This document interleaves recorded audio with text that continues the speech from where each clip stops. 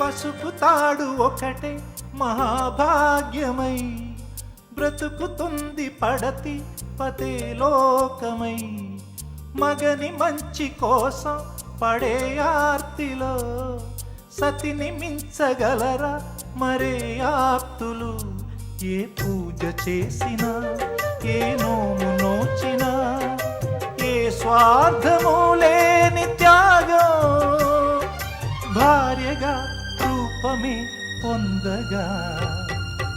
అపురూపమైనదమ్మ ఆడజన్మ, ఆ జన్మకు పరిపూర్ణత ఇల్లాలమ్మా.